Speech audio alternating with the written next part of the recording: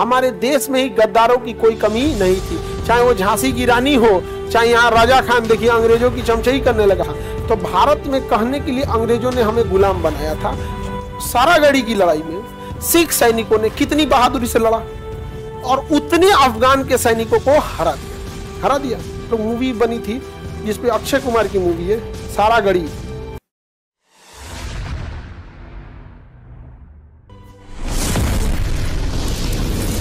(1765) इलाहाबाद की संधि के तहत सबको धीरे धीरे निपटाया। सबसे पहले कहा मुगल शासक शाह आलम द्वितीय, आप भी आएंगे गियर में और आप शुजा-उद-दौला, आपको तो मार के सुझा देंगे, आप टेंशन नहीं लीजिए। यहाँ पे अमीर कासिम को तो मारिए दिया सब यहाँ पर। तो बंगाल तो ऐसे ही हो गया। अब समझो क्या हुआ, अवध से कहा लखनऊ वाले से आपको हमारी अधीनता स्वीकार करनी पड़ेगी और अब आप डिसीजन नहीं लेंगे, सारा डिसीजन लखनऊ में हम लेंगे, आप हमारे पेंशन पे रहिएगा। लखनऊ निपटा दिया क्योंकि अंग्रेजों का चाल था पेंशन दो, सबको पेंशन दो। धीरे धीरे राजाओं को लग जाएगा यार अंग्रेज बड़ा अच्छा स्कीम लाया, ऐसा काम करना ही नहीं है, साम्राज्य उनको सब दो, पेंशन लो। कहा कि पहले धीरे धीरे पहले लो ना, सबका पेंशन ले लोगे, सबको भगा देंगे, भाग यहाँ से। साम्राज्य अपना हो ही गया। साम्राज्य एक बार हो गया, सेनापति अपना बैठाएंगे, कोषाध्यक्ष अपना बैठाएंगे, दंडाधिकारी अपना बैठाएंगे, सब अपना बैठा लेंगे। नहीं समझ में आ गया? कोई टेंशन नहीं। विरोध करने वाला को क्या होगा, लंदन से लेके आएंगे, ऑर्केस्ट्रा वाली को नचवा देंगे। भारत का आदमी इस सब में बहुत बर्बाद हुआ है। अंग्रेज, ये किताबों में कम लिखा गया है, इतिहास में इस चीज को छुपा दिया गया। अंग्रेज सब बाई हुक्स और बाई क्रूक्स, चाहे जैसे भी युद्ध जीते हैं सब यहाँ पे। शराब का नशा देके इंग्लैंड से ऑर्केस्ट्रा लाता था सब नचनिया सबको। भारत का राजा उतने में परेशान, अय्यासी में बर्बाद हुआ ऐसा आधा।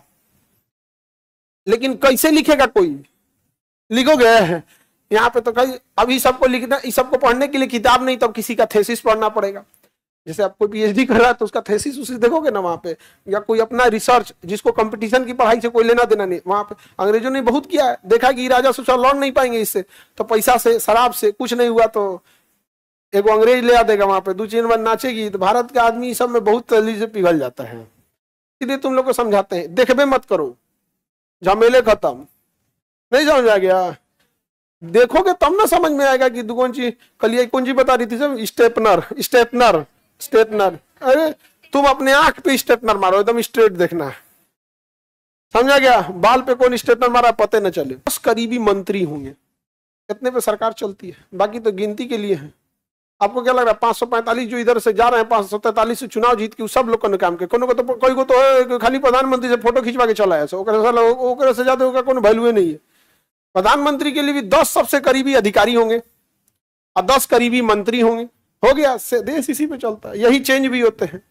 इससे ज्यादा कौन जी? तो क्या लगता है सारे अधिकारी थोड़े होंगे? नहीं होंगे। वहां पे तो मेन बड़े बड़े अधिकारी रहते हैं सब।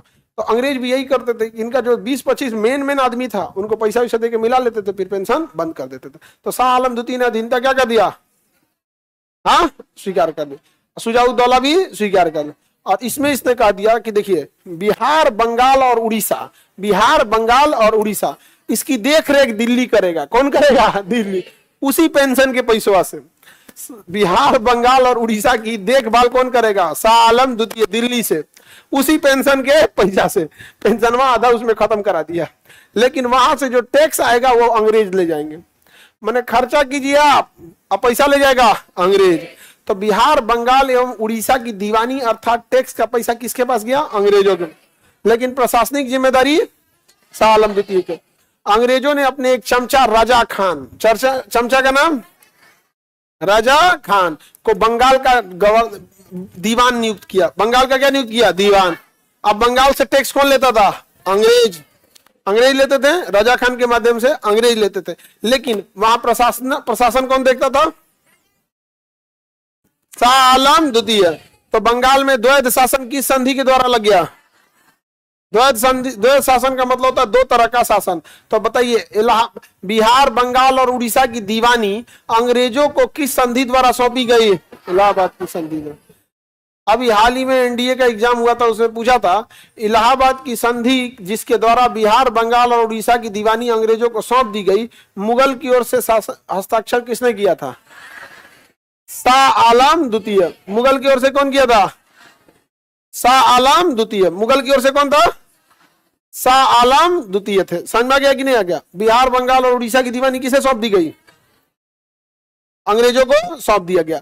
और उसके बाद से अब एरिया अलग हो गया, अंग्रेज सब धीरे धीरे क्या होते गए, मजबूत हो गए। वह लड़ाई जिसने अंग्रेजों को बंगाल का सत्ता दे दिया, पलासी, और पूरे भारत का सत्ता दे दिया, बक्सर का।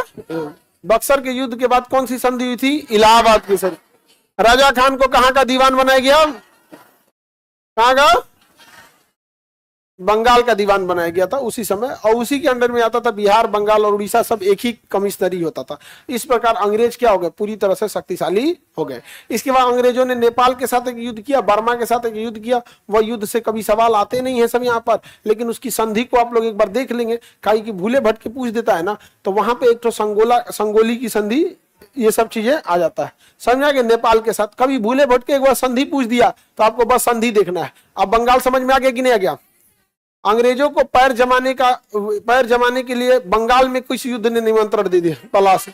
और पूरे भारत में बक्सर के युद्ध में एक ही साथ 3 लोग हार गए। समझ में आ गया कि नहीं?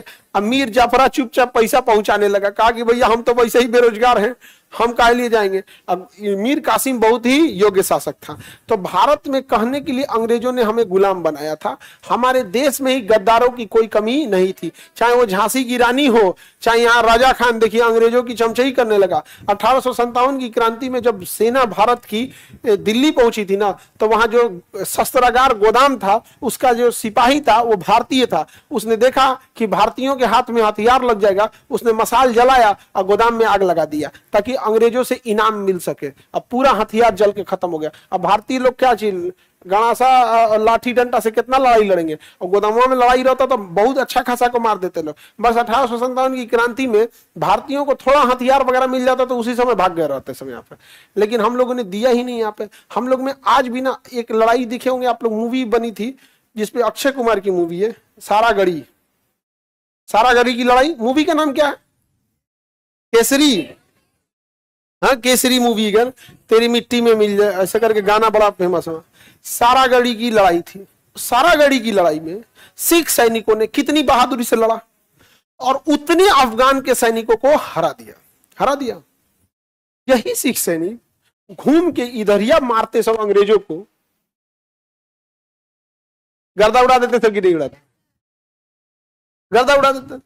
तो अंग्रेजों ने ऐसा बीज बो के गए सब ना कि देखो देश का भावने, जब अंग्रेज थे सब ना, अंग्रेज थे तो देश की भावना ही खत्म कर डाले थे सब। हर इंसान अपने अपने लिए लड़ रहा था, कोई अपने धर्म के लिए, कोई अपनी जाति के लिए लड़ रहा। वरना अंग्रेज को सोचिए, जिससे अंग्रेज डर रहे थे सब, अफगानों से कौन डर रहा था? अंग्रेज। डर के मारे पहले ही आजाद कर दिए। सारागढ़ी की लड़ाई में बहादुर सिख सैनिकों ने किसे मार दिया? अफगानों को। ज्यादा थे सब नहीं, 21 सिपाही, 21 और 22 सिपाही थे टोटल, उन्होंने मिलकर मार दिया, लेकिन अंग्रेजों को नहीं मारे। अंग्रेजों सिपाही कितने? 5000 फौज लेके आए थे तो भारत में, 5000 फौज, बस पूरा भारत रौंद दिया सब। क्या जानेंगे हम लोग में, गद्दारों का पूरा बटालियन भरा था अपने यहाँ। हाँ, अब ये कौन मार जाते? हम लोग में यूनिटी है जी। आओ ना, यूनिटी की बात करने वाला तो नहीं बिहार में। जाति धर्म में बटा हुआ चीज है। महज 5000 की फौज लाया था। 1857 की क्रांति हुई तो फौज बढ़ा के 50,000 किया गया था। 50,000 के दम पर अखंड भारत को कब्जा किया था सब। अखंड भारत, वर्तमान भारत नहीं, अखंड भारत। हम लोग हैं वही, समझा गया? अभी भी तो हम लोग का आदत वही है जी, फौंकने वाले। हम ही लोग के ने पूर्वज पिटाए हैं सब। ज्यादा दिन थोड़े हुआ, तीसरे दादा पिटाए होंगे। आज से गिनती करके 3 पीढ़ी पीछे जाइए, वही पिटाए होंगे लोग। अभी तो है ही नहीं है। गद्दार न थे सब। जैसे कोई बम बना रहा है तो उसकी सूचना दे देते थे अंग्रेज को। चंद्रशेखर आजाद जिनकी मृत्यु हो गई, शहीद हो गए ऑल्फ्रेड पार्क में, सूचना किसने दिया? भारतीयों ने दे दिया। सूचना देने में बड़ी आगे है। अब आप जाके उनको नहीं मिला सकते क्योंकि उनके पास पैसा बहुत ज्यादा है। अच्छा, आपको क्या लग रहा है, अंबानी के लड़का को रिश्वत देना है तो कितना रिश्वत लेगा वो?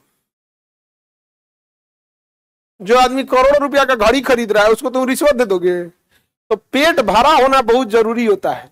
कि पेट भरा रहेगा ना तो उससे ज्यादा रिश्वत है। अब जैसे आपकी सैलरी 1 लाख हो गई है तो 10,000 वाला रिश्वत तुम ठुक रहा है, हटाओ यार, 10,000 रुपया रिश्वत क्या दे रहा है? मानोगे? तुम्हारी सैलरी कल को 1 लाख हो गई और तुम्ही से कोई कहे कि सुनो ना 50,000 रुपया दे रहे हैं, हमको ये वाला जानकारी दे देना, आप कहेंगे रे बकलवा, कहेंगे 50,000 के लिए देश से गद्दारी करेंगे या सूचना देंगे तुमको? नहीं है। कोई सड़क छाप है, 50,000 रुपया के लिए अपने बाप की गुप्त सूचना दे देगा कितने बजे जाता है ऑफिस में, मरा देगा उन्हीं को।